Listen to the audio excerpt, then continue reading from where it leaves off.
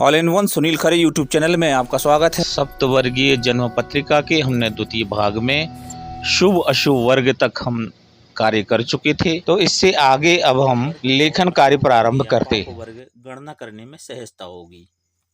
अब हम आते हैं आगे। तो ये इस तरह से पूरा विश्लेषण यहाँ पे आ जाता है और हमने देखा कि ये जो है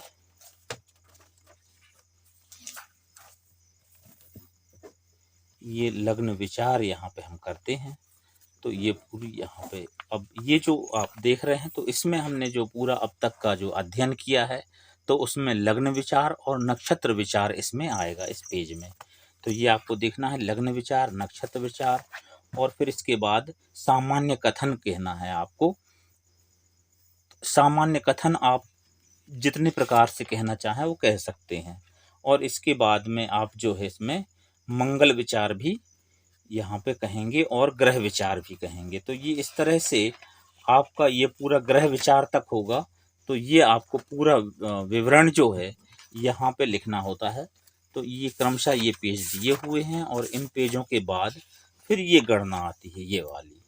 तो ये अथग्रहणाम जो संकलित दशा आती है, महादशा जो है, उसको हम यहाँ पे आगे लिखते हैं। और फिर आगे के पृष्ठों में जो है हम महादशा और योगिनी दशा का जो है विवरण करते हैं। और हम अपने ज्योतिष कर्म के हिसाब से भी कुछ जो है फलादेश चाहें तो कर सकते हैं। तो ये एक इस तरह से जो है संपूर्ण सप्तवर्गीय कुंडली का लेखन कार्य पूरा होता है। तो अभी हमने जो है इसमें आप अपने लिए ये लिखना है, लग्न विचार। यहाँ पे होगा लग्न विचार। तो जातक का जो लग्न है वो तुला है। यहाँ पे जो आएगा जातक का लग्न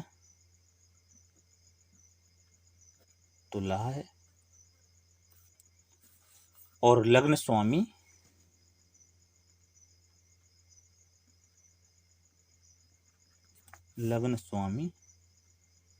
शुक्र है। यह लग्न जातक की त्वचा को संवेदनशील बनाता है। यह लग्न जातक की त्वचा को संवेदनशील बनाता है। फलतः अनिद्रा, गरिष्ठ भोजन,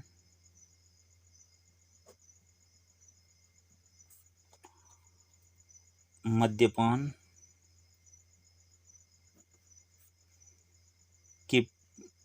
के प्रति जो है रुचि को बढ़ाता है।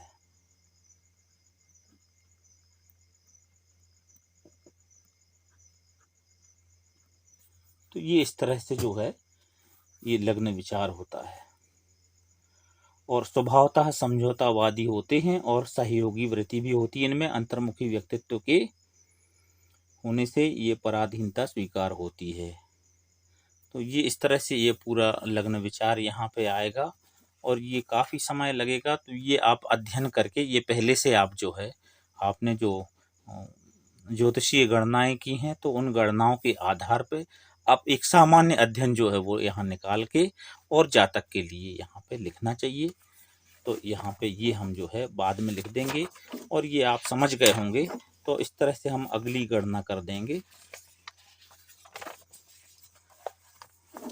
हमारा जो पहले मंतव्य था वो ये था कि हम इसे एक ही वीडियो में समाहित करेंगे, पर ये बहुत ज़्यादा जो है लंबा बन रहा है और ऐसी स्थिति में इसको टुकड़ों में ही हमें रखना होगा। तो ये थोड़ी सी परिस्थितियाँ अलग बन गई हैं, तो इनको हम जो है अलग रखेंगे।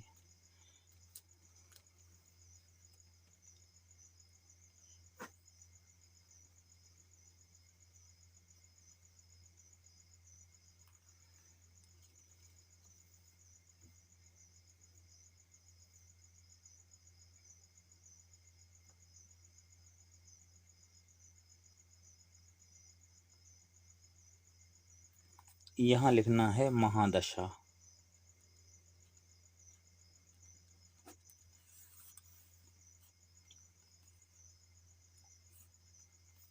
और यहाँ पे आप जो है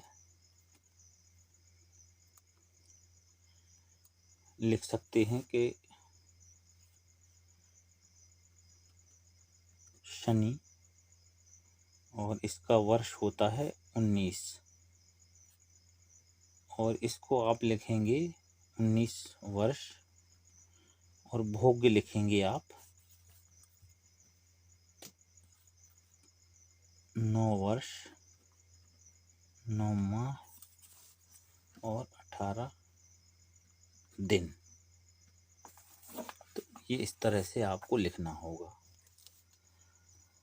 अब ये हमने गणना कर ली है यहाँ पे, तो आप देखेंगे कि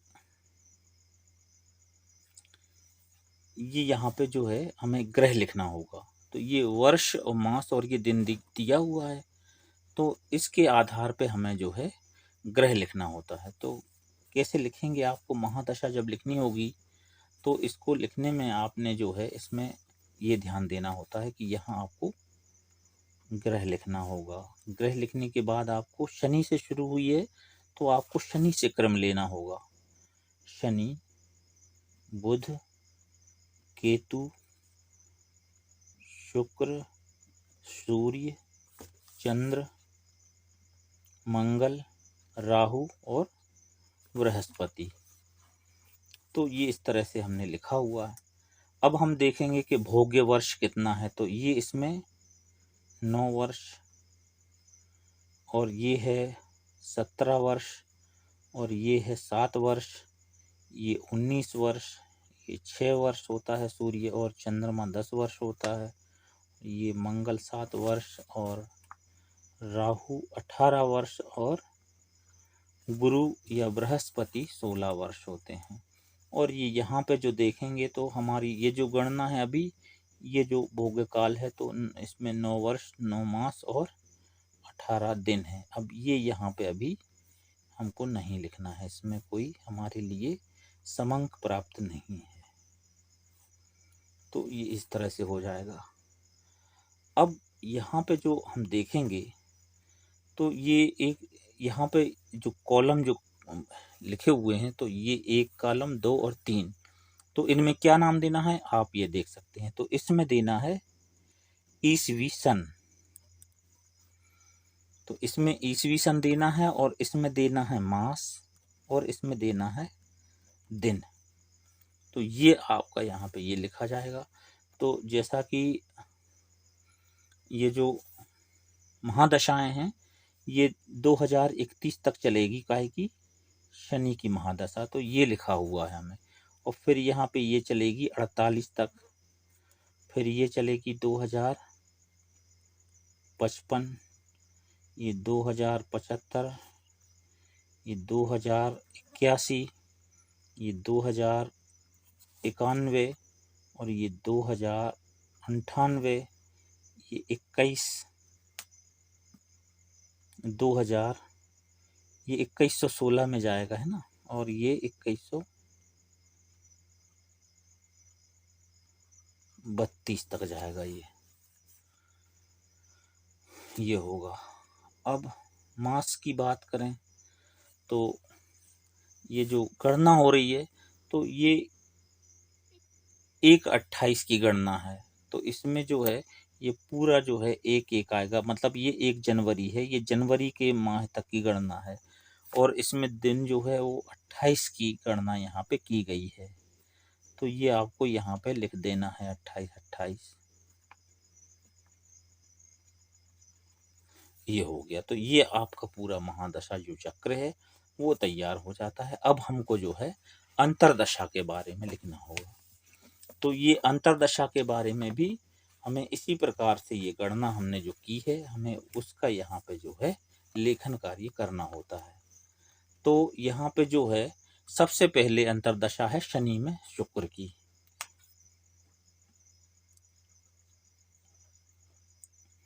तो ये बिल्कुल पूरा वही तरीका है, हमें क्रमशः जो है ऐसे ही लिखना होता है।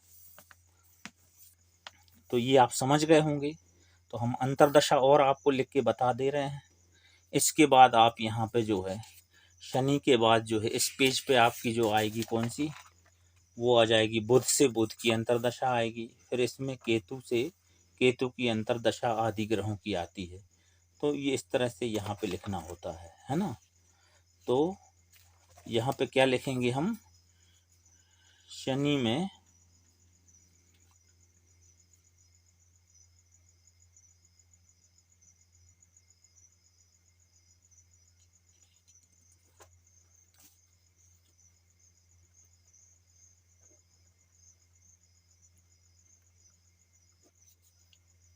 शनि और यहाँ पे शुक्र महादशा अंतर्दशाया।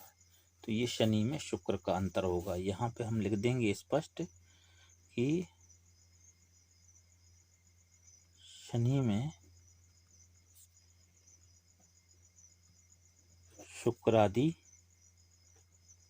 ग्रहों का अंतर, ऐसा हम लिख सकते हैं। और फिर यहाँ पे लिखना है हमें ग्रह लिखना है, और ग्रह चूंकि ये शनि से शुरू हुई है तो हमें लिखना होगा शनि से। तो ये शनि बुध केतु और यहाँ पे आएगा आपका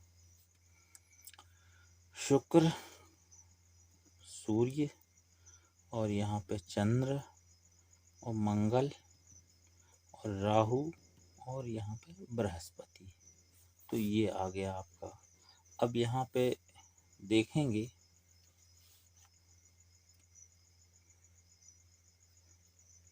कि ये जो अंतर्दशा है, ये आप देखेंगे कि यहाँ से आपको लिखना है तो शुक्र से यहाँ पे प्रभावशाली है, क्योंकि इसकी जो गणना आई है वो जन्म के 9 माह के अंतर्गत लगभग जो है गणना का यहाँ पे कोई स्थान नहीं मिलता है, और ये शुक्र से मिलता है। तो हम यहाँ का जो विवरण लिखेंगे वो शुक्र से लिखेंगे। तो शुक्र जो है यहाँ से ये आपका जो आता है ये शुक्र से आएगा। तो ये वर्ष 0 है और 1 2 ये यहाँ पे फिर 1 है, तो यहाँ पे हमें 1 लिखना होगा। ये गलती हो जाती है, ये 0 हो जाएगा। ये 0 डबल कर देते हैं तो ये मिसमैच नहीं होगा। अब यहाँ पे 0 2 और ये 0 2 हो जाएगा। तो ये इस तरह से ये समयावधि लिखी गई। मास लिखेंगे तो यहाँ पे 9 11 0 1 11 6। अब दिन की बात करेंगे तो 9 12 7 10 6 और 12। अब फिर यहाँ पे मैं आपको बताना चाहूँगा कि ये जो वर्ष है ये इस वर्ष में इतने समय तक चलने वाली है ये अंतर्दशा, और वो कितने समय चलेगी ये आपका जो है यहाँ पे ये समय लिखा हुआ है। तो ये आपका ये 9वां जो है ये है दरअसल सितंबर। तो सितंबर कितना सितंबर 9 सितंबर 9 सितंबर होगा ये 9 सितंबर। ये 12 नवंबर, और ये जो है ये 0 है, इसमें कोई वैल्यू इसमें मिली नहीं है। और इसकी जो है ये 10 जनवरी, और ये 6 नवंबर, ये 12 जून। तो ये इस तरह से ये यहाँ पे लिखा जाएगा।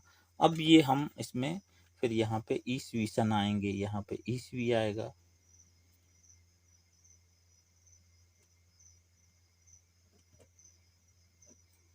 संवत्सर भी होता है तो ये हमें लिखना नहीं है। यहाँ पे ये 22 से शुरू होती है और ये 23 जाएगी, और ये इधर 24 25 और ये 28, और यहाँ पे ये 20-31 तक। और फिर ये यहाँ पे फिर वही मास आ जाएगा और ये दिवस आ जाएगा। तो फिर यहाँ पे हमको लिखना होगा 1 1 8 9 7 1, और ये आएगा यहाँ पे 19 1 1, 10, 16 और 28 ये दिनांक है और ये महीना है। तो ये 19 जनवरी और ये 1 जनवरी और फिर ये 1 अगस्त हो गया। तो ये इस तरह से आपको समझ लेना है। और ये पूरा जो है अभी हमने यहाँ शनि से शुक्र की भरी। अब हम इन पृष्ठों में जो भर पाएंगे वो जो हमने गणना की है पृष्ठों में जितना हमको जगह थी, तो हमने ये जो गणना की है तो ये आप देखेंगे कि ये गणना हमने यहाँ पे बुध स्पष्ट किया है। और अन्य दशा जो यहाँ पे आती है ये केतु में केतु आदि ग्रहों की ये अंतरदशा है और उनकी जो है समय अवधि वगैरह जो है इसकी गणना है। फिर शुक्र में शुक्र आदि अंतर्गत है और सूर्य में सूर्य की ग्रहों की अंतरदशा यहाँ पे हमने ये स्पष्ट कर दी। सारा हमको इसमें इसी ढंग से भर लेना है। ये आपने देख लिया होगा तो ये आपको बाकी का समझ में आ जाएगा। अब आता है महादशा का विचार। तो ये हम यहाँ पे भर लेंगे और फिर इसके बाद में ये यहाँ पे जो है महादशा का विचार करना है। तो ये यहाँ पे लिखेंगे अपन महादशा विचार। तो जातक के जन्मांग चक्र में शनि मकर के साथ चतुर्थ भाव में स्थित है। यहाँ पे हम लिखेंगे कि जातक के जन्मांग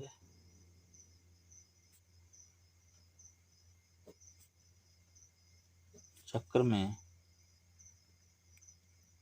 शनि मकर के साथ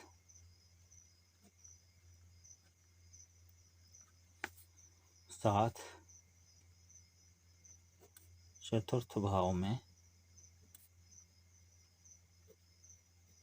स्थित है। तो शनि की महादशा में जातक अवसाद युक्त एवं पारिवारिक सुखों से दूर रहता है। यदा कदा दोषारोपण से पीड़ा संभव है। यह समय अध्यात्म और धार्मिक कार्यों में व्यतीत करने वाला जातक उपरोक्त कठिनाइयों से बचा रहता है। इस जातक का बचपन माता पिता के सन्निकट होने से एवं दशा का भोग काल अल्पावधि वाला होने से कठिनाइयां स्वतः जो है दूर हो जाती हैं। 9 वर्ष 9 माह तक शनि महादशा का प्रभाव होगा। तो ये इस तरह से हम जो है जातक विशेष के बारे में हमें ये विचार देना होता है। तो इसमें भी हमारे लिए ये जगह स्पष्ट है तो आप ये देख सकते हैं। तो ये आप देखेंगे तो इस तरह से केतु वृश्चिक राशि में है दूसरे भाव में, तो ये सारी जो है केतु की अंतरदशा का भी यहाँ विश्लेषण है। शुक्र की भी महादशा, इधर केतु, सूर्य की महादशा, और ऐसे हमने ये पूरा विश्लेषण यहाँ प्रस्तुत किया। और इसके बाद में जो हमारी अगली गणना हुई तो वो इन्हीं पृष्ठों में हमने योगिनी दशा चक्र भी बना लिया है। तो ये योगिनी दशा में ये देखेंगे आप कि इसमें भद्रिका, उल्का और सिद्धा, संकटा, मंगला, पिंगला, धान्या, ब्राह्मरी वगैरह ये जो होती हैं, तो इसमें योगिनी दशा चक्र में हमें खास तौर से ये ध्यान देना होता है कि ये जो संकटा है और ब्राह्मरी है, तो ये जो दोनों दशाएं जो होती हैं ये जातक के लिए कष्टदायी हो जाती हैं। तो ये इसलिए इनका विश्लेषण करना होता है। और जब हम फलादेश करते हैं तो हमें फिर ग्रहों का भी विचार करना होता है, महादशा, अंतरदशा और यहाँ तक कि प्रत्यंतर दशा का भी विचार करके बहुत करीबी जो है हमें समय निकाल करके और भाव जो है प्रदर्शित करना चाहिए, फलादेश करना चाहिए। तो ये एक अच्छे ज्योतिष का गुण है। तो ये आपको करना होगा। और ये इस तरह से हम अंत में ज्योतिष मंत्रणा करेंगे।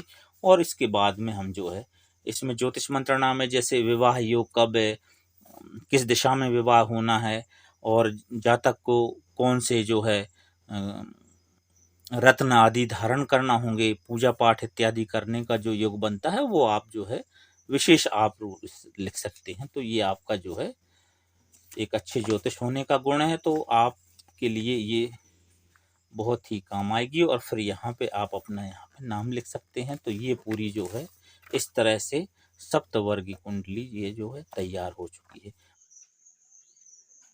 बाकी शेष जो रिक्तियां हैं वो हम इसमें फिलिंग कर देंगे और इसके उपरांत जो है यह जातक को सौंप दी जाएगी। तो इस तरह से आपने देखा कि जो सप्तवर्गीय जन्म पत्रिका है वो कैसे भरते हैं, उसकी रिक्तियां कैसे भरते हैं, मैंने आपको बिंदुवार एक एक करके मैंने बताया। और इसमें कुछ जो हमने पृष्ठ छोड़े हुए थे, कुछ जो हमने विस्तार जो छोड़ा हुआ था, वो अब आप देखें इसके माध्यम से मैंने पूरा किया है। और एक एक पृष्ठ जो है आप इसमें देख सकते हैं।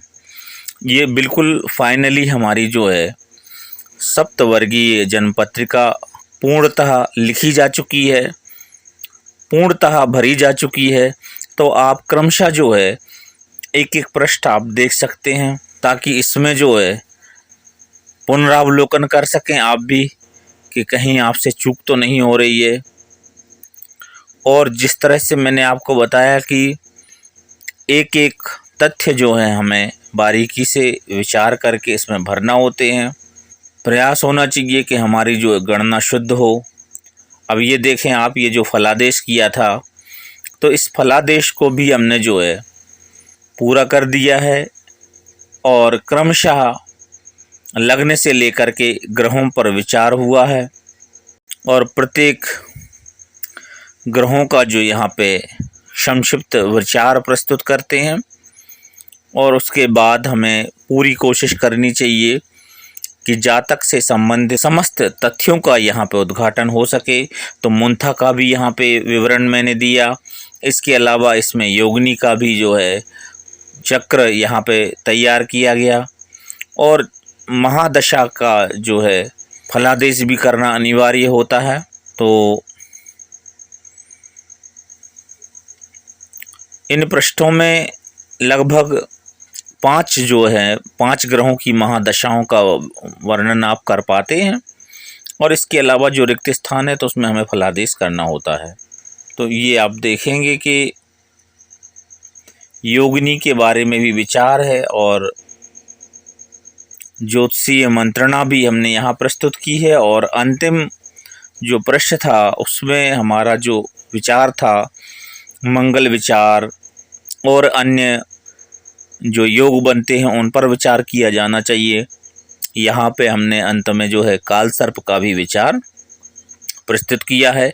इसके अलावा जो ज्योतिष की गहन मंत्रणाएं होती हैं उनमें एक हमें संक्षिप्त जो है फलादेश किया जाना चाहिए, तो वो यहाँ पे प्रस्तुत किया है। और उसके माध्यम से जातक के जीवन में जो है सुखद अनुभव प्राप्त होगा, और उसके जीवन में ये पत्रिका जो है एक छाता की तरह काम करेगी। जब कभी जातक के जीवन में उतार चढ़ाव आते हैं तो इन पत्रिकाओं के माध्यम से, ज्योतिष के माध्यम से निदान खोजे जाते हैं, वे उपाय किए जाते हैं जिनके माध्यम से जातक का पुनर्वासन हो सके और जातक के लिए अनुकूलता हो। तो ये इस तरह से प्रयास किया जाना चाहिए। जातक के पिता के लिए मैं हार्दिक धन्यवाद देता हूं कि आपने मेरी इस मेहनत को स्वीकार किया है, और 5,100 रुपये जो हैं आपने पारिश्रमिक दिया। मैं पारिश्रमिक ही कहूँगा, क्योंकि मैं प्रोफेशनल जो है कुंडली निर्माण नहीं करता हूँ, और ये मैं विशेष डिमांड पर मैं ये काम करता हूँ। तो मैं हृदय से जातक के पिता का आभारी हूँ, और मेरा जातक के लिए शुभाशीष है।